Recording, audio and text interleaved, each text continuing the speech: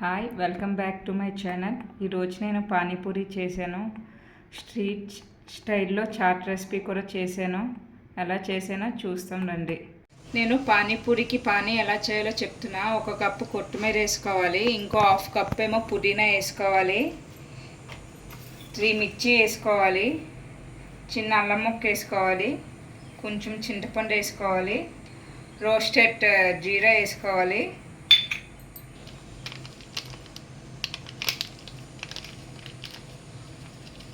Spoon chaat masala వేసుకోవాలి, ఒక 2 table spoons నేను పానీపూరి మసాలా వేసుకుంటున్నాను.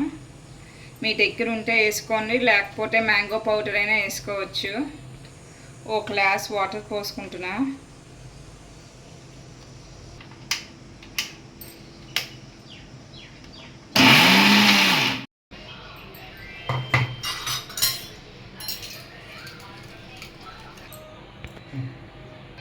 ఫ్రెండ్స్, ఫైనల్గా పానీపూరి వాటర్ రెడీ అయిపోయింది. నేనైతే ఫ్రిడ్జ్లో పెట్టుకుంటున్నా.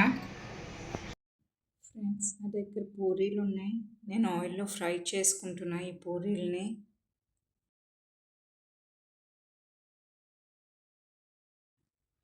పూరీలు అయితే బాగా పొంగుతున్నాయి ఫ్రెండ్స్.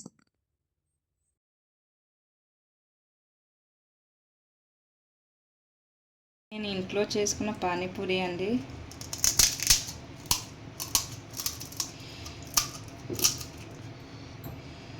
సౌండ్ అయితే బాగా క్రిస్పీగా వచ్చింది కదా.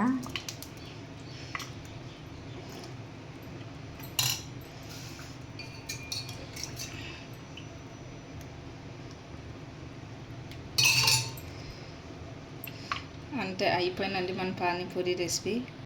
ఫ్రెండ్స్, నేను ఇక్కడ బఠానీ బంగాళదుంప తీసుకున్న. బాయిల్ అయిపోయాక మళ్ళీ చూపిస్తా. ఫ్రెండ్స్, ఇక్కడ బాయిల్ అయిపోయి ఇప్పుడు నేను కొంచెం పేస్ట్ చేసుకోవాలి. ఈ బఠానీని కొంచెమే పేస్ట్ చేసుకోవాలండి. వేసుకున్నా, కరివేపాకు వేసుకున్నా, క్రష్ చేసుకున్న ఆనియన్ కూడా వేసుకున్నా. కొంచెం బాగా మగ్గాక మనం పక్కన చేసి పెట్టుకున్న టమాటో ప్యూరీ కూడా వేసుకోవాలి. ఈ ప్యూరీ కూడా బాగా మగ్గిపోవాలండి. కొంచెం మగ్గాక దీంట్లోనే కొంచెం అల్లం వెల్లుల్లిపాయ పేస్ట్, ఉప్పు, కారం, పసుపు అన్నీ వేసుకోవాలి. ఇవి కూడా కొంచెం వేగాలండి.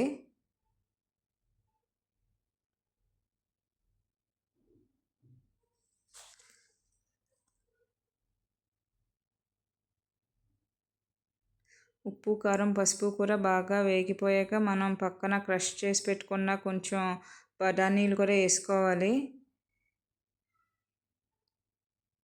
క్రష్ చేసి పెట్టుకున్నవి వేసుకోవాలి, విడిగా పెట్టుకున్నవి కూడా వేసుకోవాలి బఠానీలు. ఇవి కొంచెంసేపు కలుపుకున్నాక ఇప్పుడు కొంచెం వాటర్ పోసుకోవాలండి. ఇది కొంచెం 10 మినిట్స్ బాయిల్ అవ్వనివ్వాలి. ఇక్కడ నేను ఒక బంగాళదుంప కూడా తీసుకున్నానండి. ఇది కూడా చిటిపేసి వేసుకోవాలి.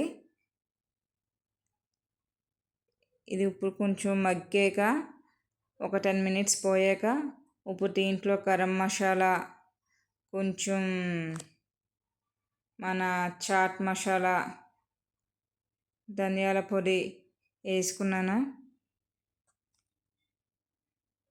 మీరు ఉప్పు సరిపోయిందో లేదో ఉప్పుడే చెక్ చేసుకోండి. ఒకవేళ సరిపోతే వేసుకోండి. ఫైనల్గా మన డిష్ రెడీ అయిపోయింది. కొంచెం కొత్తిమీరతో ఎండ్ చేసేస్తామే.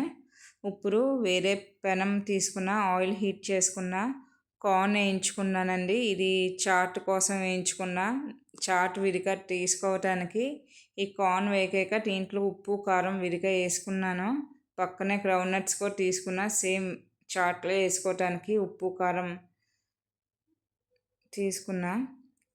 ఫైనల్గా మన చాట్ రెడీ అయిపోయిందండి. మన చాట్ మీద మనం వేయించుకున్న గ్రౌండ్నట్స్, కార్న్,